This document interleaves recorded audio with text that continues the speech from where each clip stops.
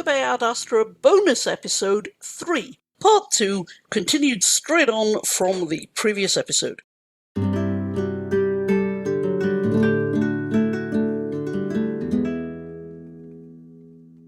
we talk about more examples of things that are sort of promised within the reader-author contract? So we've used the cozy murder mystery example and romance as a sort of example. One of the things that doesn't get talked about very much, but that I think is a thing that's there, is how funny something's going to be. That is promised and put in there, of maybe it'll have a wisecracking point of view, or maybe it'll be hilarious on page 1, or maybe it won't at all. Maybe it'll be very, very serious. But there is a level of humour in all books, and where that level is important, and you can't change it, really. And important to establish early. And I can use an example here from the revision process for my first published novel, To Like the Lightning. Terra Ignota is big ideas SF with supernatural elements, and has a lot of things that are very grand and very epic and very serious, and has classic-y things. But it also has sections that are funny and that are quite funny, and characters that are fun or lively or moments of humor. And it also has a lot of tenderness and humaneness and caring. And one of the challenges that early drafts had is that both of the first 2 chapters really didn't have that, and didn't have good opportunities to show that. Because the first chapter has grief and death, and dealing with death, and shock and surprise and supernaturalness, but it didn't have a good space in it either for warmth or for humor. And neither did the second chapter, because the second chapter is a detective shows up to investigate a thing, and the characters that I wanted to have in that scene were also very serious. And quite late in the revision process, I added a moment, and it's, 50 words at most, where while the detective is interviewing the very serious person at the house about a break-in, a housemate calls from upstairs, "Hey, can you come help move a bed? We dropped half a mango behind it." To which the character shouts, "No, go call X other character." And they shout back, "Okay." And that's it. But it had something silly, and it had something human. It had something very mundane and concrete. And it had one of the most powerful tools in all of writing, ordinary, unremarkable food.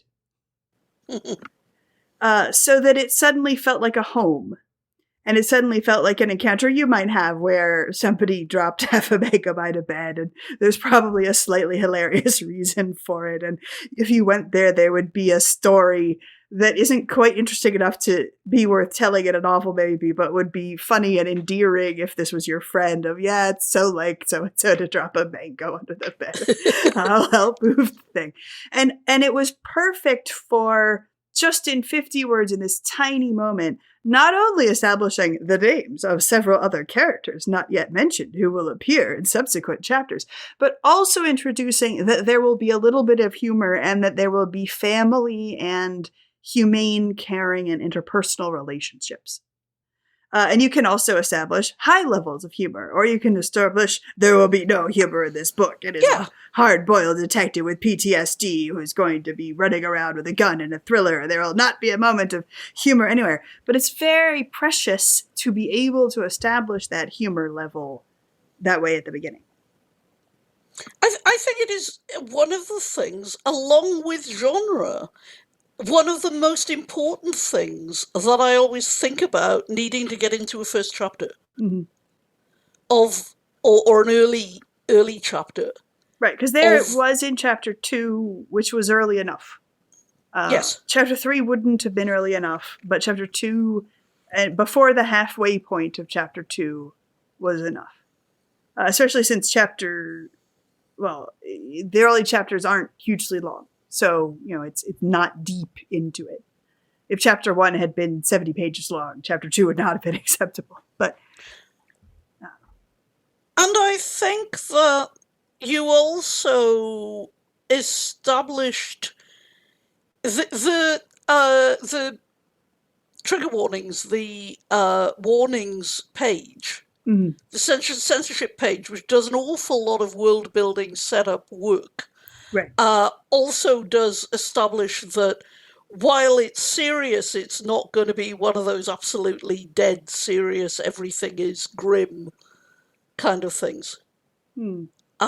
Recommended anonymous will make anybody smile. Yes, it has a little, what is that? Oh, neat. There's a little moment of whimsical intrigue. Exactly. Yes. So that there will be whimsy in the book. And especially because so often people, you want your first chapter to have a lot of impact, so it's very common to start with an action sequence. And one of the things that makes that very challenging is that an action sequence is often atypical for the content of the book, and especially atypical for the humor level and the degree of seriousness and mood. If you start with your actioniest action sequence, you can start with a sequence where it's nearly impossible to establish the level of seriousness to humor to whimsy that you want to usually have. Yes. It's also very difficult starting with an action sequence because the reader doesn't care.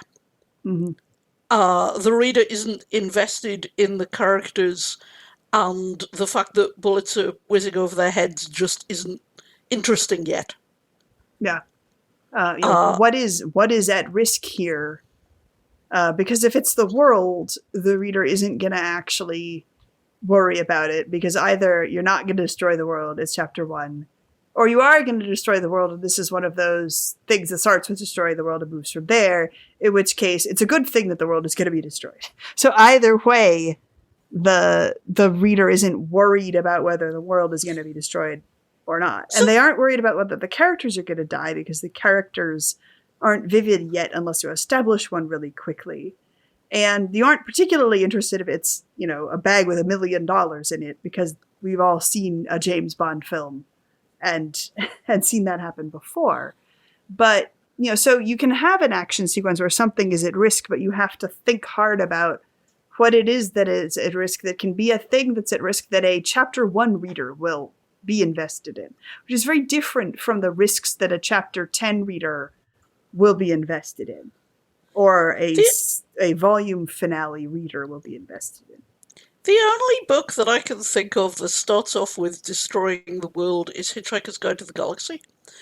And Douglas Adams does an absolute brilliant job there of starting off with a character being woken up because his house is going to be demolished, and going and lying down in front of the machinery that's going to destroy his house, only to discover that the whole world is going to be demolished, but in a way that also sets it all up that this is a comedy.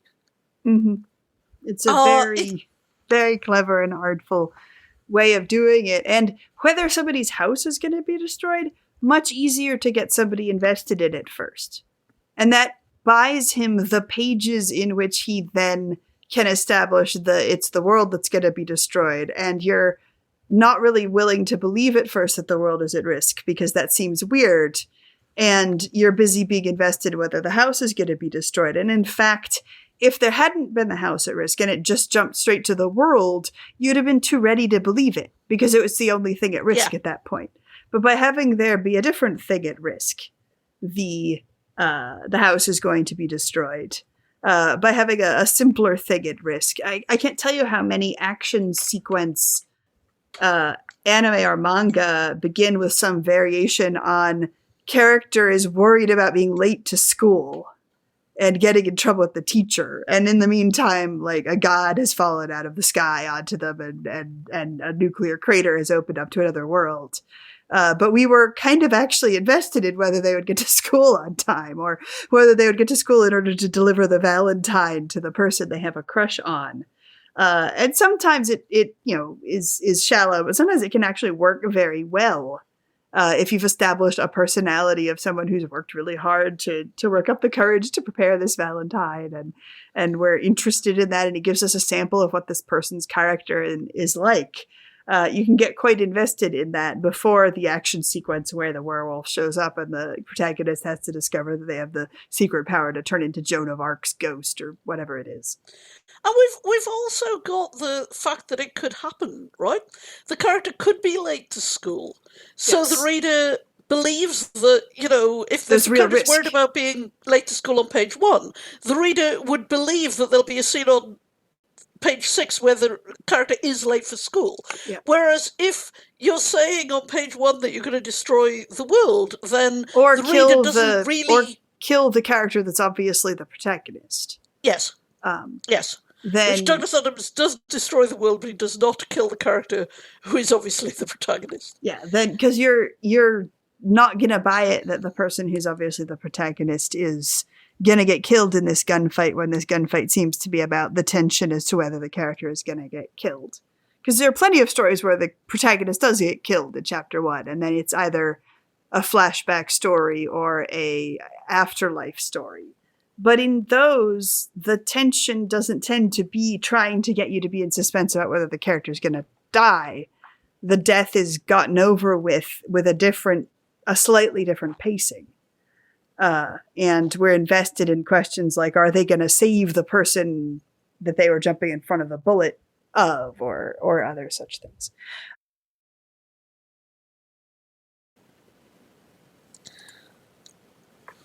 Oh, I wanted to say one more thing about Hitchhiker's Guide to the Galaxy, which is that in the bit where he is talking about his house being knocked down right at the beginning, like on the first page, it gets a rant about how the information was in a locked cupboard at the bottom of a dark stair behind a sign marked "Beware of the Leopard," which also lets you know that this is not entirely serious. It is funny right from the get-go, and in the way that it's going to be funny all the way through. And then when the alien spaceship hangs there in looking like a brick, but hanging there in the exact way that bricks don't, it tells you what you are getting. It gives you that contract, which for something as weird as Hitchhiker's Guide to the Galaxy is really good going. Indeed, and point out the stranger the combination of things in your book, the harder you need to work at the very beginning to establish for your reader what is going to be in there and what's going to happen. And with Terra Ignota, the polishing of the first 3 chapters took way more work than much of the rest of it. Less because beginnings are inherently hard, they're not, than that Terra Ignota is a really weird series.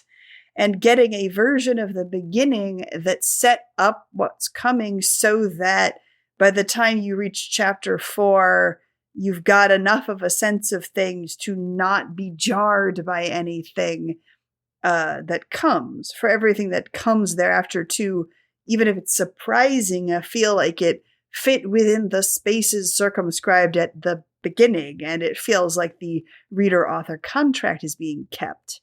That was very difficult.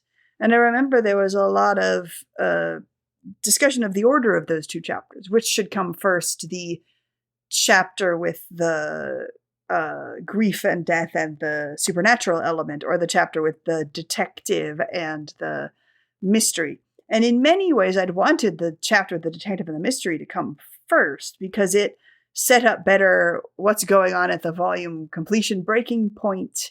It gave better avenues to get to know the world and fit the world building in faster.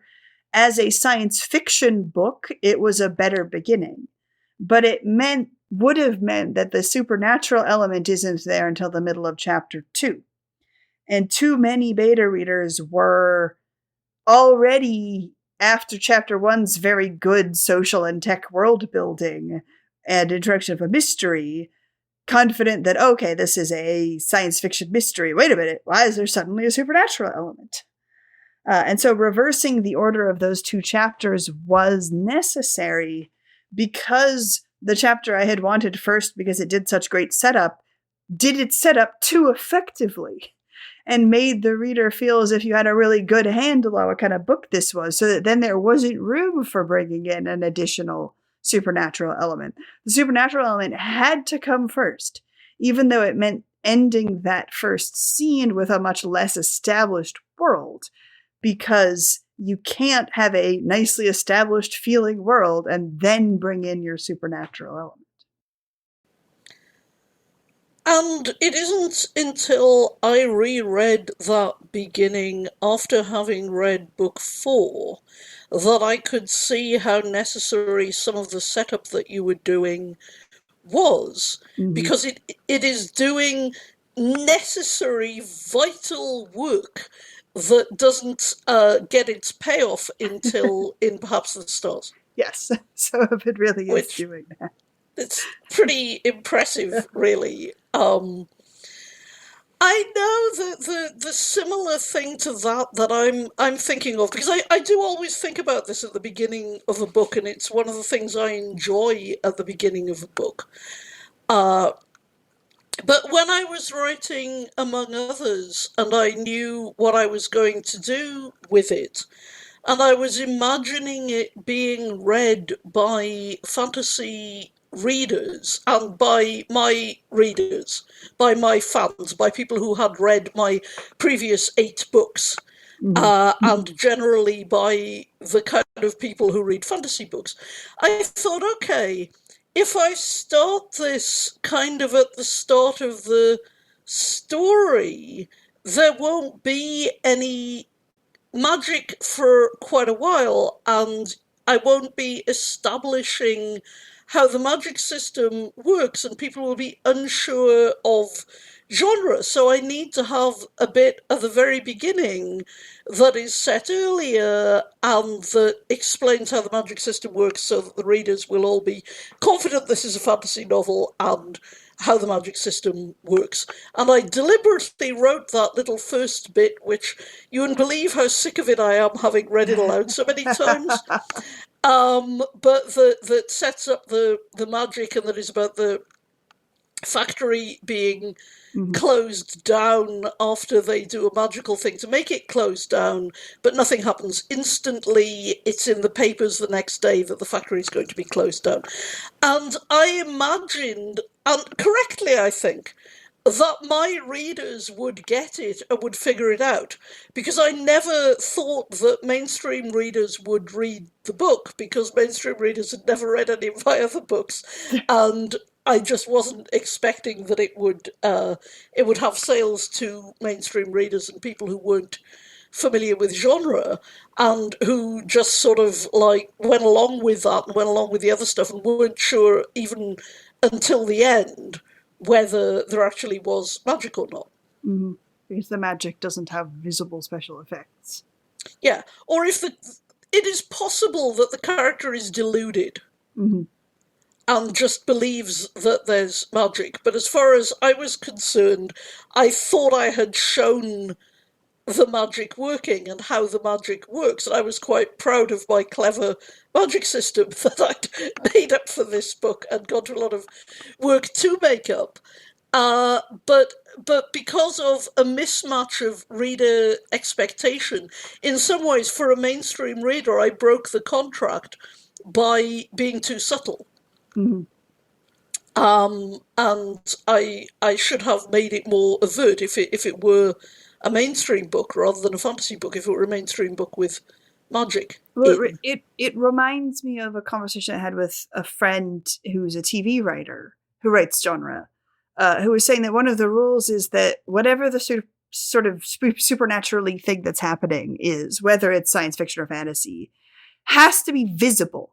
There has to be a visible thing when it's television writing, so that your viewers are all sure that a thing is happening. That you just almost never can do television where the supernatural thing, as in the beginning of Among Others, is there, but it's not visible. There has to be something that glows, even for a moment. Or, thinking of a particularly silly moment in Doctor Who, there's a guy who's turning into antimatter. And this takes the form of weird green boils on his hands. And you're like, why would turning into antimatter make you have weird green boils on your hands? This doesn't make any sense. But there has to be that so that the viewer is sure that it's there. But when you're dealing with specialist audiences, so that this is only being experienced by people who really know this field and know this genre, then you can be a lot subtler. Anime and TiVo both can actually do this because they have nobody is going to watch this who isn't sort of used to this medium to some extent, and so can text. But even then you can get into interesting niches where you think you've established your contract clearly and haven't quite. And I had a fun recent experience of this, not actually with a piece of stable fiction, but it was a mini LARP, an online mini LARP kit. And, the setup was you're from place X, and place X had a space program a long time ago, but place X stopped having its space program for a long time, and this is your second chance space program.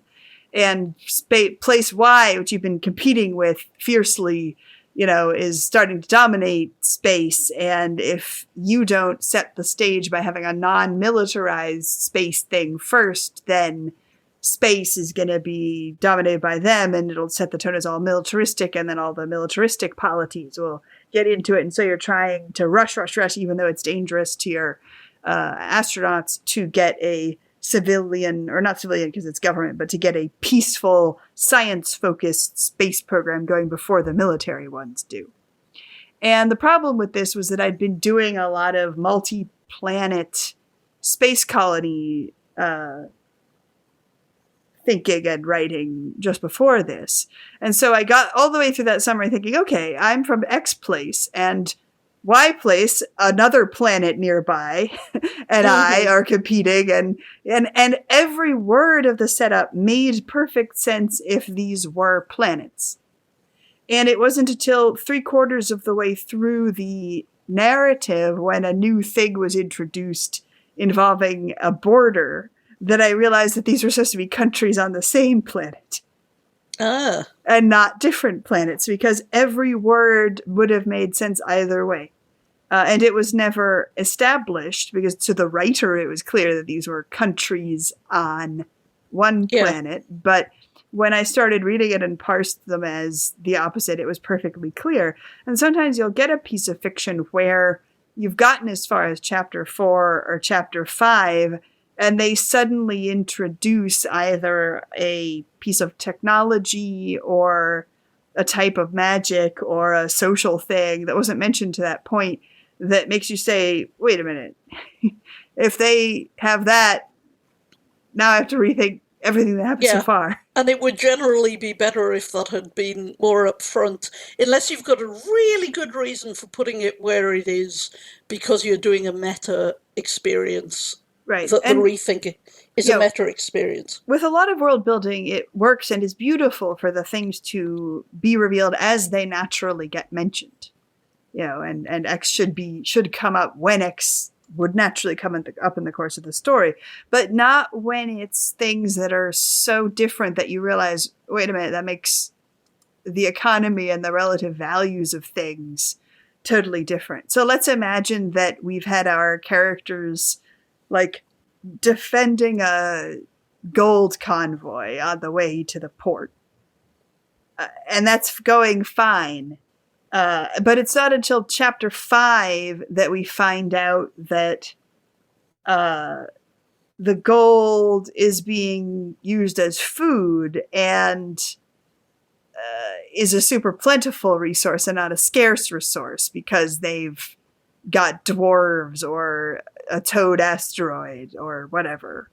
And suddenly you're rethinking, oh wait, so I should have been thinking of the whole time as a food convoy, not as a treasure convoy. And the fact that there were raids on it means that there's economic desperation and starvation, rather than that there's opportunistic people who are trying to get wealth.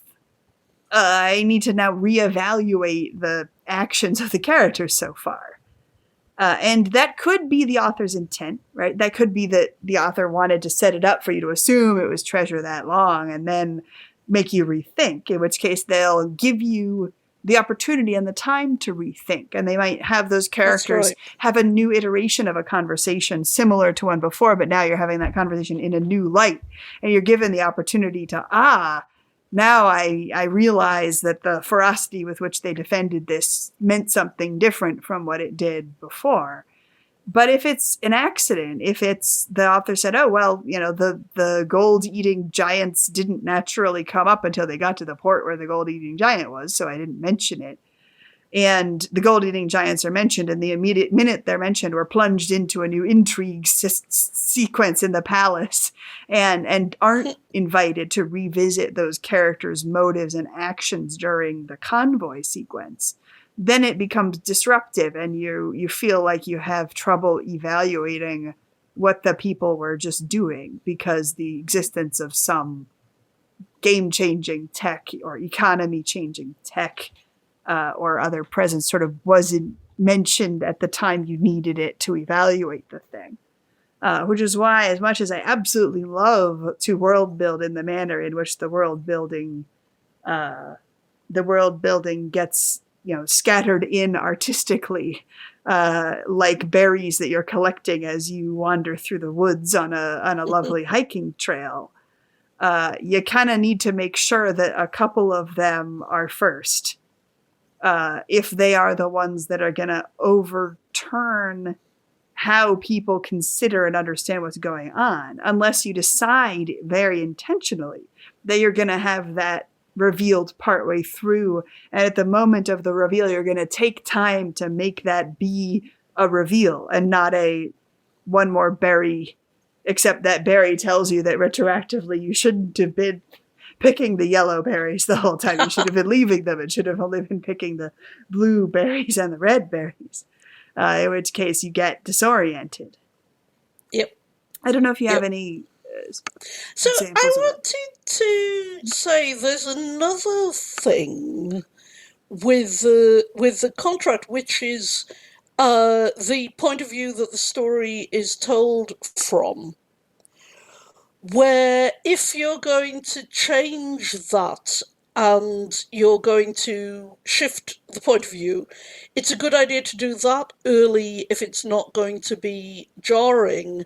Or if you don't do it until later, you've got to very clearly, when you do it, signal that you're doing it. Yeah, and make it really be for something and really be earned. Yeah. And significant. I think of that as when you establish a pattern, you gotta have good justification to vary that pattern. And a really easy to understand example of this is if all of your chapter titles have a particular structure, and then one of your chapter titles doesn't, and your other chapter title is different, right? So if all of your chapter titles are word, 3 other words, or if all of your chapter titles are really long, and you then get to the chapter where the title is one word, boom, it really stands out because a part of the reader-author contract you made in that book going on is that the chapter titles will be like this. And when you then vary it, that has a lot of impact. And it has to be for something. That chapter has to be legit different. That chapter title has to break the contract to a purpose. What the purpose is can vary. But you never want to break a pattern that you've established for no reason, because the reader will be like, it'll rub. It'll cause friction. Even if the reader isn't consciously aware of it, it will still cause friction. Yes.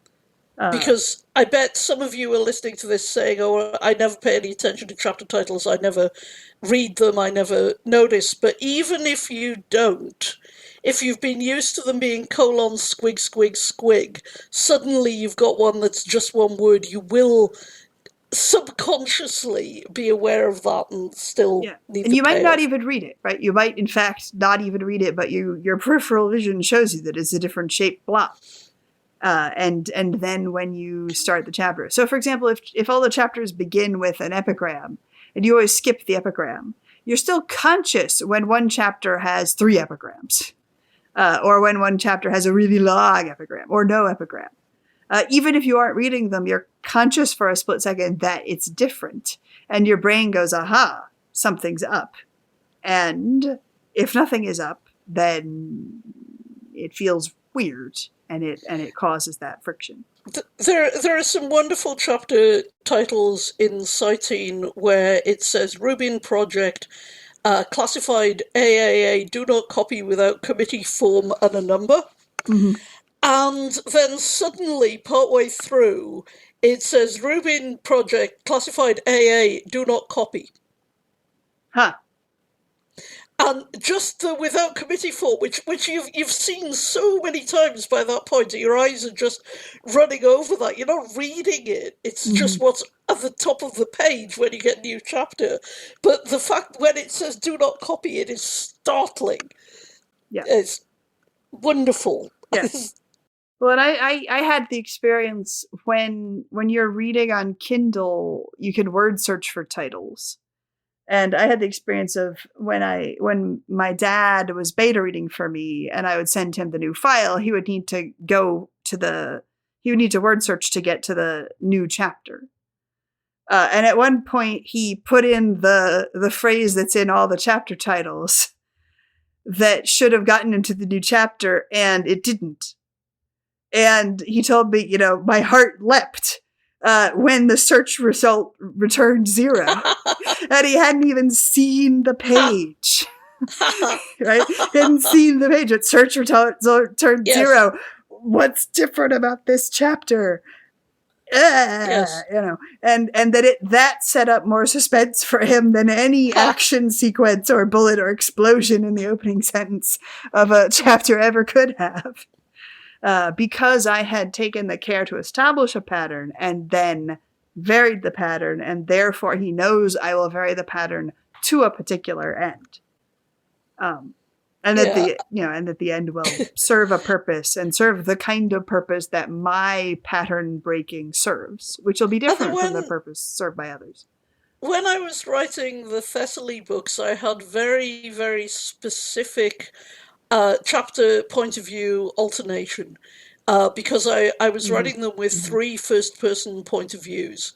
And I had a very, very particular specific pattern where you got the same narrators in the same order. And then when I was writing the second book, I needed to do something out of sequence. In fact, it was your idea that I could actually break the sequence and I could do it. And you said, Virgil does it with the Aeneid. Yes. He changes the meter. You can do that. And so I did that. I changed the sequence. But what I didn't realize when I changed the sequence is I hadn't renumbered the chapters. So there were, when I submitted the book to New York, there were 2 chapter 22s. And the copy editor was like, are you sure you want to have 2?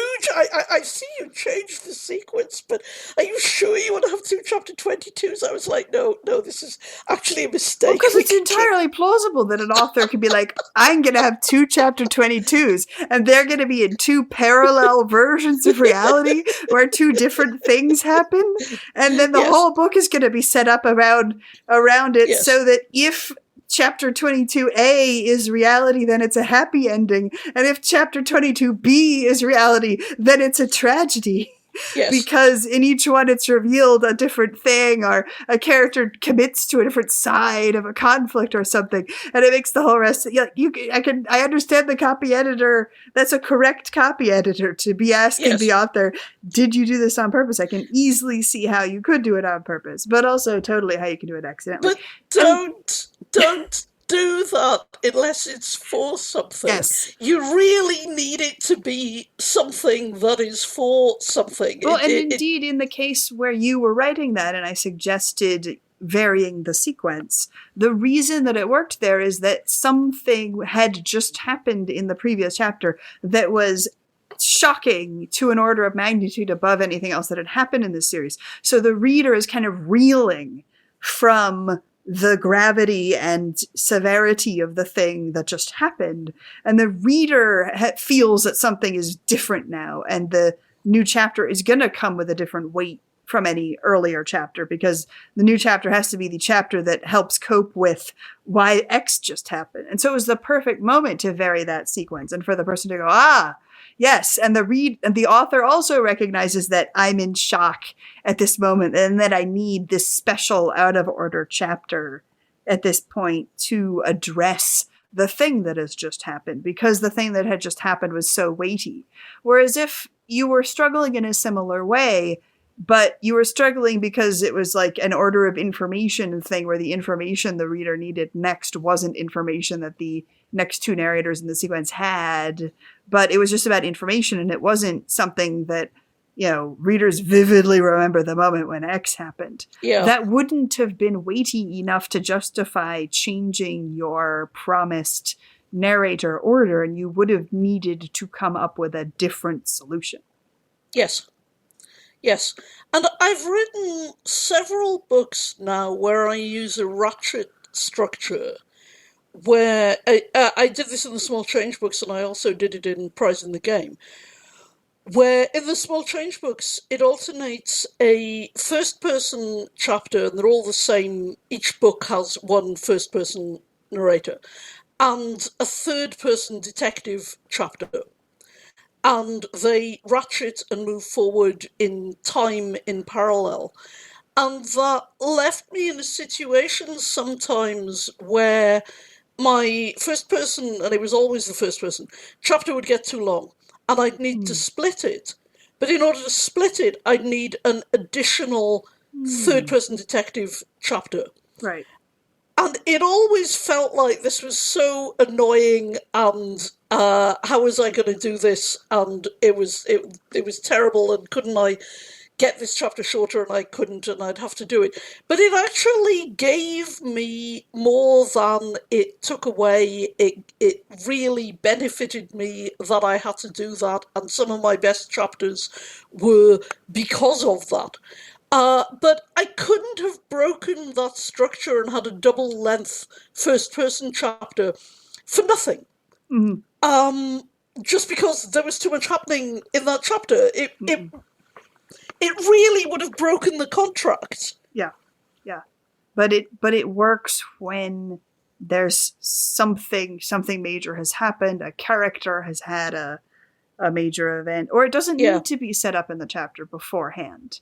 I have a chapter quite abruptly in Terra Ignota written by a character who has never written a chapter before. And there's no setup for that. It's just the case. But it justifies itself internally. And also Terra Ignota had already, before that point, had occasional chapters written by a different character. And so you're ready for it. You aren't ready for it to be that character. But it meant that the variation was already present, and the uniqueness of the chapter sets up a whole bunch of things that then have a lot of payoff. So that in that one, it's not like your out of sequence chapter, which was earned by what happened in the chapter before it. This one's uniqueness is earned by what's in the chapters after it. Because it's fine to suddenly and unexpectedly vary a theme, so long as then there is solid payoff for that theme, and the reader says, and now I see why we're varying that theme, and it's giving me interesting ins, and it's giving me access to new information, and now I'm in suspense on new levels, and it's going to inform my reading of the next chapter. And the reader isn't thinking all these things consciously. The reader is thinking, why did the person just do that? But the reader is experiencing all that, and so it's earned afterward rather than being earned beforehand. But either way, it's earned through fitting, through resolving things, through having payoff, through having purpose. So I think we should be winding up now, but I wanted to say one more thing, which is that I sometimes think of starting and ending a book in terms of weird, the WYRD concept of weird, where At the beginning, it can be absolutely anything and go anywhere, and you're full of choice. But at the end, it is all closed in and inevitable and gets you to the point where the first word can be anything, the last word is absolutely determined by everything that's gone before. And I sometimes then think in those terms that what I am doing with my first words that are completely free and open and can be anything is setting that up so that it goes towards the inevitability that will be the last word, and that the contract I am making in giving you those first words is the last word. Yeah. I think my parallel sort of synthetic comment about thinking about the reader-author contract is, as you pointed out at the beginning, Joe, the only real solid author-reader contract is that after you read each sentence, you will want to read the next sentence. Yes. And the first time I understood that fully was when I read Diderot's Jacques the Fatalist, in which he does stuff that just breaks all senses of narrative. Not just that he introduces characters for no reason, they don't go anywhere, and interrupts stories, and doesn't give you resolution. There's a point at which the characters go to bed, and he says, okay, the characters are in bed. While we wait for them to wake up, I'm going to tell you this other story that has nothing to do with anything that we've been talking about so far. Blah, blah, blah, blah, blah. But Diderot is such a charming narrator, and you're having a good time, that you're perfectly content to sit through this other story that has nothing to do with what was going on before, and you're having a fun time, and it's just chaos. It's absolutely chaos, and there is no contract that he ever keeps at all, except for that after each sentence you will want to read the next sentence. To the degree that when you get to the totally unresolved ending that doesn't resolve anything or connect up in any way, you end kind of frustrated. And then he says, oh, reader, you're frustrated, aren't you? Well, there's an alternate ending. Here it is. And then he gives you an ending that suddenly makes there be a plot and a reason for all the stuff, and it all ties up beautifully and comes together. And you read it and you're like, I'm totally dissatisfied by this ending. These loose threads shouldn't connect to each other. That's not the way this book works. I retract my desire for there to be a plot. This book made more sense when there wasn't a plot. And reading that made me realize that indeed, you can just have chaos, which in certain ways is what a collection of short essays does, right? It's at the end of each essay, you're going to have no connection to the next essay, other than that you enjoyed the last essay, and therefore you're really willing to start the next one. A reader-author contract and these promises of, I will keep the structure of cozy mystery, I will keep the structure of science fiction, I will give you world building and it will lead places, I will introduce central characters who will have character development, I will have a introduction and a development and a climax and a denouement, are useful. They're like if at the beginning of the book you have wilderness. Making a reader-author contract to be in a genre is like putting hiking trails down to guide the reader toward the most beautiful views in that wilderness and ease them along to the place where they have the best experience. It isn't bad. You're not confined by making the reader-author contract. You do need to keep it once you've made it, but it is your toolkit. It is your set of paths that, if you keep it, gives you a lot of power to make the experience of wandering through that place be more beautiful and catch all the best sights and achieve so much more. It's a toolkit, not a restriction, but you still have to keep it.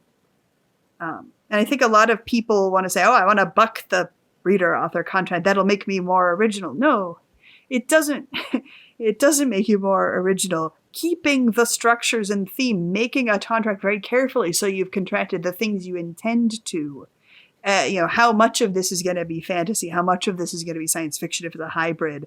How much romance will there be and not be? Making that contract very elegantly at the beginning and then keeping it and varying it at just the right moments, but still fundamentally being faithful to it is generally a richer and, frankly, a harder experience as the writer, a richer experience for the reader, and lets you do more and be more powerful than the sort of chaos approach.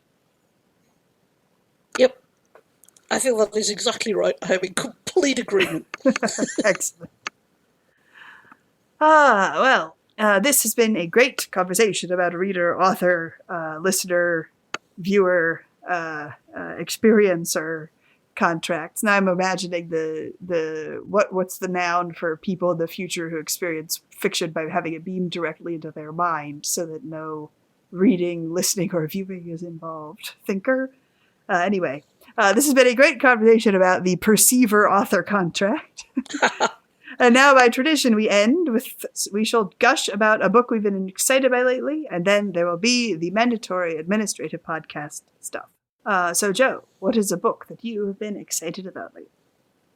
Well, I discovered this last weekend that Louise Fitzhugh had written 3 sequels to Harriet the Spy, none of which were ever published in the UK, but I knew that one of them existed and I had read it. But there were 2 more that I did not know existed, so I instantly bought them and I instantly read them. And what I would like to commend to your attention, to anybody who loved Harriet the Spy, is Harriet Spies Again. Which was just a delightful, very short reading experience that I just raced through very happily, and it's just got everything that I love, and it was terrific.